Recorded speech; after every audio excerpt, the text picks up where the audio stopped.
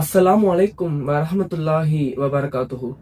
சுப்ஹானக லா இல்ம லனா இல்லா மா அல்லம்தனா இன்னக அன்த ஹலீமுல் ஹக்கீம். அல்லாஹுடனும் அல்லாஹுடைய தூதர் முஹம்மது நபி ஸல்லல்லாஹு அலைஹி வஸல்லம் அவர்களுடனும் நீங்கள் போர் செய்வதற்கு உங்களை தயார்படுத்திக் கொள்ளுங்கள் என்று அல்லாஹ் யாரை பார்த்து குறிப்பிடுகிறான் என்று சொன்னால், ஆம், வட்டி வாங்குவரை பார்த்துதான். மேலும் அல்லாஹுடைய தூதர் முஹம்மது நபி ஸல்லல்லாஹு அலைஹி வஸல்லம் அவர்கள் வட்டி உண்ணுபவரையும் அதை உண்ண கொடுப்பவரையும் அதற்கு சாட்சியாக இருந்தவரையும் அதை எழுதுபவரையும் சபித்து இருப்பதாக இப்னு மஸ்ஊத் ரலியல்லாஹு அன்ஹு அவர்கள் நமக்கு அறிவிக்கிறார்கள். அல்லாஹ் தஆலா தன்னுடைய திருமறை குர்ஆனிலே இப்படி குறிப்பிடுகிறான், அல்லதீன யகூலூன ரிபா. எவர் ஒருவருக்கு அல்லாஹ்விடத்திலிருந்து நேர்வழி கிடைத்த பின்பும் அவர் வட்டி வாங்குவதை கைவிடவில்லையோ அவர் நாளை மறுமையிலே ஒரு சைத்தான் தீண்டியவனாக ஒரு பைத்தியக்காரனை போன்று எழுப்பப்படுவான் என்று அல்லாஹ் குறிப்பிடுகிறான்.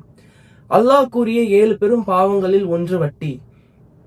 இன்றைய காலகட்டத்தில் உள்ள மனிதர்கள் தங்களுடைய செல்வத்தை பெருக்கிக் கொள்வதற்காக வட்டியை வாங்குகிறார்கள், கொடுக்கிறார்கள். கண்ணியத்திற்குரியவர்களே, ஒன்றை மட்டும் நினைவில் வைத்துக் கொள்ளுங்கள். நாம் கொடுக்கின்ற வட்டியோ அல்லது நாம் வாங்குகின்ற வட்டியோ ஒருபொழுதும் அல்லாஹ்விடத்தில் பெருகுவதில்லை.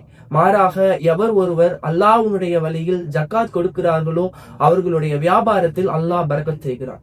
எனவே ஹராமான வட்டியை தவிர்த்து ஹலாலான ஜக்காத்தை கொடுப்போம். அப்படிப்பட்ட நல்லடியார்களுடைய கூட்டத்தில் அல்லாஹ் உங்களையும் என்னையும் ஆக்கி வைப்பானாக. அஸ்ஸலாமு அலைக்கும் வரஹ்மத்துல்லாஹி வபரகாத்துஹு.